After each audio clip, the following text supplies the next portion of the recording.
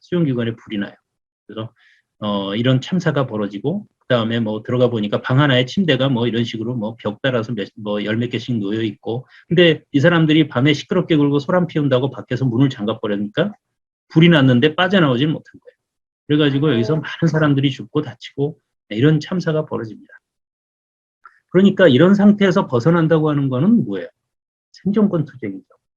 그래서 이제 반박이 시작됩니다. 이 버나드 림랜드라는 분이 계신데 이분이 자폐 부모예요. 자폐 부모고 이분은 진짜로 심리학 박사입니다. 진짜로 심리학을 제대로 공부한 사람이에요. 이 사람이 자기 아이를 이해를 못한 거예요. 그래서 보니까 뭐 이게 자폐라는 병이 있다는 얘기를 어디서 들어요. 그래서 이 사람이 그때 당시에 존재하는 자폐에 관한 모든 논문을 찾아다닙니다. 지금처럼 인터넷으로 찾는 시대가 아니에요. 논문을 찾으려면 도서관에 편지를 보내거나 직접 그 도서관에 가야 돼요. 근데 이 사람은 다행히 미국 전국을 돌아다니는 직업을 갖고 있었어요. 그래서 돌아다닐 때마다 자기 일 마치면, 출장 가서 자기 일 마치면 도서관에 가가지고 도서관 직원한테 빌고 해가지고 도서관에서 밤을 새요. 그 자폐 논문을 하나를 찾으려고. 그래서 그리고 유럽에다 전부 편지 쓰고. 예. 그래가지고 이 사람이 당시 존재하는 거의 모든 자폐에 관한 논문을 다 읽고, 그렇게 하고 보니 이 자폐라는 게 부모가 잘못 키워서 이래 됐다는 거는 전혀 근거가 없는 얘기다라는 결론에 도달한 거예요. 그래서 이 사람이 유아자폐증이라는 책을 씁니다. 이거는 여기서 뭐라고 주장했냐면 자폐는 유전이다라고. 타고나는 거지 그걸 부모가 뭘 잘못해서 생긴 게 아니다. 너무 지금 들으면 당연한 얘기지만 그때 당시 자폐 부모들한테 이 말은 복음이나 다름없어요. 네, 내 잘못이 아니라는데 네, 얼마나 기뻤겠어요. 그래서 이 사람이 일약 이제 자폐계의 스타가 되고 자기가 구심점이 돼서 자폐 부모들을 다 불러 모아가지고 자폐 운동을 해요. 네. 그러면서 그 뒤로 이제 여러 가지 연구들이 나오면서 자폐라는 게 부모가 잘못 키워서 생긴 병이 아니라는 걸 밝혀내죠. 네. 그래서 요 얘기는 뭐 그냥 지나갈게요. 이거 설명하려면 기니까. 그러면서 이제 언론이 이런 수용기관의 이 비참한 실태를 막 폭로합니다. 그러니까 이제 사람들이 여론이 드디어 움직이기 시작하는 거죠. 네. 오른쪽에서 두 번째 계신 분이 림랜드입니다. 냉장고 엄마는 없다라고 선언을 한 거예요. 자, 이렇게 해서 이제 이게 자폐가 타고나는 거고 이 사람의 누구의 죄가 아니고 당연히 이 사람들이 살아야 한다라는 생각이 딱 든 거죠. 그럼 그 다음 단계는 뭐예요? 살긴 살아야 되는데 사람처럼 살아야 될 거 아니냐, 배워야 할 거 아니냐. 네? 그래서 배울 수 있는가라는 문제로 넘어가요. 자폐인을 가르치기 시작한 거는 1960년대 초에 영국에서 시작됐습니다. 시빌 엘가라는 분이 시작했어요. 1960년대 말에 들어가서는 이발 로바스, 에릭 쇼플러, 이 시빌 엘가라는 분은 말하자면 무슨 공부방처럼 조그맣게 시작한 거고, 이발 로바스나 에릭 쇼플러는 엄청나게 큰 기관에서 연구했던 학자들입니다. 교수들이에요. 그래서 이제 이분들이 학문적으로 정립했죠. 자폐인을 가르칠 수 있다라는 거를. 그러면서 자폐인을 가르칠 수 있으면은 그걸 왜 부모한테 그 책임을 넘기냐. 교육은 국가 책임인데. 그래서 공교육을 해달라 하는 식으로 공교육 접근권을 확보하기 위한 소송이 벌어지고, 그 뒤로 이제 그러고 이걸 맨날 싸울 게 아니라 법으로 정하자 하는 입법운동이 벌어집니다. 그런 다음에 이제 로나 윙과 주디스 굴드라는 아주 탁월한 심리학자들이 자폐는 스펙트럼이다 이런 학설을 주장해요.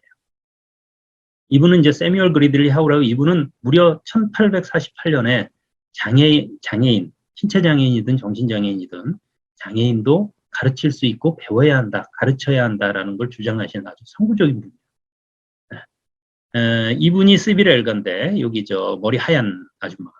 이분은 이제 자폐 아이들을 자기가 가르쳐 보겠다고 한 3명 정도를 모아서 보니까 이게 난리가 아닌 거예요. 애들이 뭐 책상 다 때려 부수고 뭐 전구 다 깨버리고 막 오줌 싸고 뭐 난리가 아니에요. 근데 그런 아이들을 참을성 있게 계속 가르쳤어요. 이분이 주장한 건 뭐냐? 얘네들을 자유롭게 놓아준다고 하는 생각 자체가 틀렸다.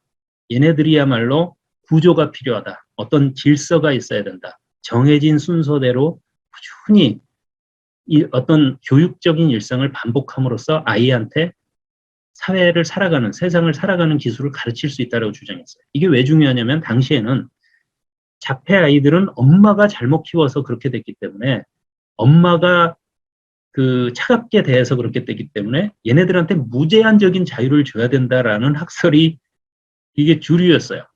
그러니까 자폐 아이들을 뭐 10명이고 20명이고 모아놓으니 뭐 난리가 나는 거예요. 애들이 막 뛰고 뭐 옷은 다 찢어발기고 다 깨부수고 오줌 누고 똥 누고 그 똥을 뭐 옆에 있는 애한테 바르고 이게 아주 완전 난리가 아니었던 거예요. 근데 이 사람은 그렇게 해서는 아이들한테 절대로 살아가는 기술을 가르칠 수 없다라고. 그래서 실제로 성공을 거뒀어요. 그러니까 이제 영국에 있는 모든 자폐 부모가 다 시빌 엘가를 찾아온 거예요. 그래서 시빌 엘가 학교라는 걸 만들어요. 그 부모들의 힘을 모아서.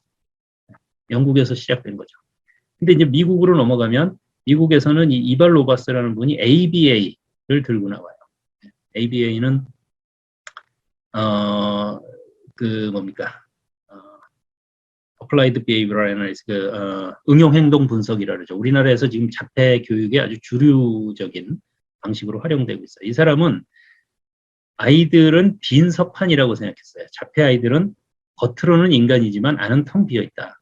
그 안에 우리가 이런 그 방법을 ABA라는 방법을 통해서 인간을 만들어내야 된다. 이 사람이 주장한 거는 다 그거예요. 보상과 처벌이에요. 그러니까 그 바람직한 행동이 나오면 보상을 해서 그 행동을 강화하고 바람직하지 않은 행동이 나오면 처벌을 해서 그 행동을 없앤다는 거예요. 그래서 이 사람은 심지어 전기 충격기를 써요.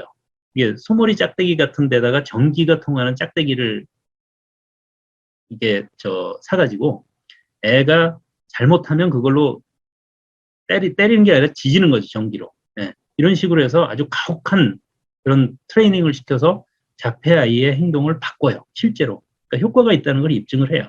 그러니까 당연히 거기에 대해서 여러 가지 반발이 있었고 지금 ABA는 이제 그런 방법을 쓰지는 않죠. 굉장히 이제 세련화되어 있고 실제로 많은 효과를 거둬요. 이런 분이 있었고 에릭 쇼플러는 그 이발 로바스를 굉장히 미워했어요. 저런 그 가혹한 방법을 써서 아이들을 가르치는 건 좋지 않다. 이분은 티치라는 방법을 개발했는데 이거는 아까 얘기했던 시빌 엘가의 방법하고 비슷해요. 네. 그래서 어떤 구조를 만들어준다, 질서를 만들어줌으로써 아이들에게 삶의 기술을 가르칠 수 있다라고 주장했어요. 네. 그러고 나니까 이런 식으로 영국에서도 성공했어, 미국에서도 성공했어, 물론 굉장히 어렵죠. 굉장히 어렵지만 자폐인을 가르칠 수 있다는 거는 입증이 된 거예요. 그러면 그걸 가르치려면 하루에 몇 시간씩 해야 돼요. 그런데 자폐 아이를 누가 그걸 해요? 부모가 해야 되잖아요. 근데 부모는 돈도 벌어야 되잖아요. 네. 그러니까 이걸 왜 우리한테 책임을 지우냐. 이거 하루에 몇 시간씩 교육을 해야 되는 거라면 그건 이미 부모가 할 수 있는 영역이 아니다. 학교에서 이런 아이들을 받아서 가르쳐달라. 라는 식으로 이제 얘기가 나온 거죠. 그래서 이거를 소송을 합니다. 이제 학교에서는 당연히 웃기지 마. 우리는 이런 애들 받을 수가 없어. 이런 애들을 받으면 지금 우리나라에서 하는 얘기랑 똑같아요. 이런 애들을 받으면 정상적인 아이들이 제대로 공부를 할 수가 없어. 그러니까 학교에서 이 애를 받을 수 없어라고 얘기해요. 그러니까 이제 그 학교들을 상대로 소송을 거는 거예요. 당연히 소송은 만방으로 이기죠. 네. 왜냐하면 헌법에 써 있잖아요. 미국도 마찬가지죠. 네. 그 교육은 모든 사람은 교육을 받을 권리가 있고 그 교육은 국가에서 해줘야 되는 거잖아요. 그러니까 당연히 이제 소송에서 이겨요. 이 톰 길홀이라는 사람이 변호사인데 이 사람이 공교육 접근권 소송을 해가지고 이깁니다. 필라델피아에서. 이기고 나니까 어떻게 돼요? 전국에서 미국 전역에서 소송이 벌어지죠. 소송이라고 하는 게 얼마나 힘들고 돈도 많이 들어가고 시간도 많이 들어가고 복잡한 절차입니까? 그러니까 이제 사람들이 이거를 매번 이렇게 싸울 게 아니라 아예 법을 만들자. 입법 투쟁으로 넘어가요. 그래서 처음으로 그 입법이 된 게 캘리포니아 주입니다. 그때 당시 캘리포니아 주지사가 레이건이었어요. 이 레이건 참 문제 많은 사람이죠. 잘생겼지만 영화 배우잖아요. 원래 영화 배우 출신이잖아요. 이 두 분의 그 사연이 아주 구구절절한데 그건 책을 읽어보십시오. 제가 지금 시간이 없습니다. 그래서 이 레이건이 캘리포니아 주지사였을 때 어쨌든 이 사람의 필생의 친구인 로이드 놀란 이 두 사람 다 배우예요. 아주 잘생겼잖아요. 그래서 이 사람이 영향력을 발휘해서 결국은 캘리포니아주에서 입법이 됩니다. 그 입법이 되고 나서 나중에는 이제 전국적으로 입법이 되죠. 그래서 이제 자폐인을 국가에서 책임지고 가르치는 시대가 온 거예요. 네. 그런데 누가 자폐예요? 누구를 자폐라고 해야 돼요? 자폐 어린이의 특징, 이거 아까 기억하세요? 그런데 이때 자폐는 아직까지도 카너가 정의한 자폐예요. 카너는 이런 게 다 나와야 자폐라고 할 수 있다고 했어요. 그런데 실제 생활에서는 이런 게 다 나오는 아이는 굉장히 드물어요. 근데 이 중에 이게 지금 12개인데요. 12개 항목 중에 예를 들어 6개가 있다. 그럼 그건 어떻게 해요? 걔는 힘들겠어요? 안 힘들겠어요? 힘들죠. 힘든데 자폐예요? 아니에요? 자폐가 아니에요. 그래서 학교에서 혜택을 받을 수가 없어요. 공교육 혜택을. 어떻게 해야 돼요? 그래서 진단 기준을 바꿔야 된다는 얘기가 나온 거예요. 런던, 다시 영국으로 가죠. 네, 런던은 진작부터, 런던은 이게 좀 약간 그 영국은 사회주의적인 의료 체계잖아요. 그래서 거기서는 일찍부터 이 정신장애인들을 이대로 내버려 두면 이게 굉장히 비참해지니까 이거를 국가에서 어떻게든지 좀 관리를 해야 되겠다라는 생각을 한 거예요. 도와줘야 된다는 생각을 했어요. 그래서 그러면 자폐인을 도와줘야 되긴 도와줘야 되겠는데 자폐인이 몇 명이나 되는지 우선 알아야 될 거 아니에요. 그래야 뭐 예산도 짜고 뭐 프로그램도 마련하고 어떻게 도와야 될지를 알죠. 그래서 자폐인을 세보라 그랬어요. 그 일을 한 분이 로나 윙이라는 정신과 의사 선생님, 왼쪽에 계신 분, 할머니. 네. 로나 윙도 딸이 자폐예요.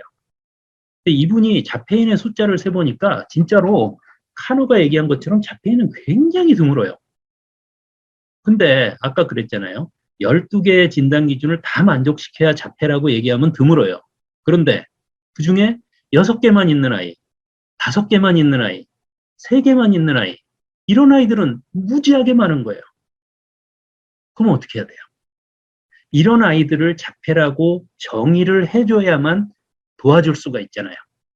그래서 로나윙이 이 연구를 하다가 보니 이게 아주 적은 자폐의 특징만 가지고 있어도 굉장히 사는 게 힘들구나. 실제로 이런 사람들 뭐 한 서너 가지 특징을 가진 사람들 쫓아가 보면 뭐 대학은 다 좋은 대학, 심지어 좋은 대학도 나오고 뭐 했는데도 직장을 잡으면 바로 쫓겨나고 주위 사람들한테 전부 따돌림 당하고 자기도 자기가 왜 이런지를 모르고 살다가 결국 자살하고 이런 사람이 한둘이 아닌 거예요. 그래서 로나윙이 내가 나중에 이 자폐를 열심히 연구해가지고 나중에 자폐 진단 기준을 바꿔야 되겠다. 더 진단 기준을 넓혀야 되겠다라고 결심을 해요. 근데 이 할머니가 너무 멋진 거는 정말 그런 사람이 됐어요. 그래서 이분이 자폐라고 하는 거를 카너가 얘기한 것처럼 여러 가지 조건을 갖춘 사람만 딱 요 카테고리 안에 드는 사람만 딱 자폐다라고 해가지고는 답이 안 나온다. 그 사이에 우리가 소위 정상이라고 하는 상태와 자폐라고 하는 상태 사이에 무수한 사람이 존재한다라는 것을 알게 돼요. 그래서 이 사람이 자폐증 연속선이라는 개념을 만들고 그 개념을 나중에 자폐 스펙트럼이라고 이름을 바꾼 거예요. 그래서 지금 현재 우리가 자폐 스펙트럼 장애라는 말을 쓰는 겁니다. 이 아스퍼거 얘기는 기니까 조금 지나가겠습니다. 그래서 로나윙이 진짜로 유명한 정신과 의사가 돼가지고 그 자폐 진단 기준을 정하는 위원회의 위원장이 돼요. 위원장까지는 아니에요. 위원이 돼요. 가장 중요한 역할을 하는 위원이 돼요. 네. 이 사람은 자격은 넘치잖아요. 한평생 자폐를 공부해왔고 딸이 자폐고. 네. 그래서 이제 이 사람이 우리가 정신과 진단할 때는 그 진단 책이 있어요. 기준이 되는 진단집이 있어요. 그 진단집의 이름이 DSM입니다. DSM. 많이들 들어보셨을 거예요. DSM-1부터 지금 현재 DSM이 DSM-5인데 DSM-1, 2에는 자폐증이란 말이 아예 없었어요. DSM-3에 1980년도에 발표된 DSM-3에 유아자폐증이라는 진단명이 처음 들어가요. 이때 유병률이 얼마였냐면 10,000명 중에 4명이라 그랬었어요. 그런데 DSR-3를 리비전해요. 개정판을 내요. 7년 뒤에. 이때 로나윙이 참여합니다. 그래서 로나윙이 의사가 선택할 수 있는 옵션을 굉장히 많이 만들었어요. 그래갖고 이 옵션에 이제 앞에 체크를 해가지고 그 체크한 게 몇 개만 넘으면 그냥 자폐라고 할 수 있다라고 해요. 그리고 30개, 그전에는 카논은 어땠어요? 한 돌 전에만 가능하다 그랬잖아요. 근데 로나윙은 30개월 뒤도 자폐 진단 내려도 된다라고 해줘요. 그러고 나니까 갑자기 어떻게 됐어요? 입용률이 10,000명 중에 4명이었던 게 10,000명 중에 7명이 돼버려요. 2배가 뛴 거예요, 거의. 네, 175%가 뛰어요. 그리고 나서 미국에서 3년 뒤에 90년에 장애인 교육법이 통과됩니다. 이게 아까 얘기했던 장애인도 전부 국가에서 교육을 해줘야 되는데 특히 자폐인 이거를 전국에 걸쳐서 다 해준다는 거예요. 그러니까 이제 엄마들이 어떻게 돼요? 애 손을 잡고 의사한테 쫓아가요. 선생님, 우리 애 자폐 진단서 한 장만 써주세요. 우리 애 자폐 진단서 써주면 이제부터 국가에서 다 가르쳐 준대요. 그러니까 어떻게 해요? 어떤 의사가 그걸 안 써주겠어요? 아, 그래요? 아, 그러면 써드리죠. 이렇게 하고 나니까 어떻게 됐어요? 3년 만에 10,000명 중에 7명이었던 게 10,000명 중에 70명이 돼버려요. 10배가 뛰었어요. 이게 백신 때문일까요? 아니면 갑자기 환경이 무슨 나빠져서 그렇게 됐을까요?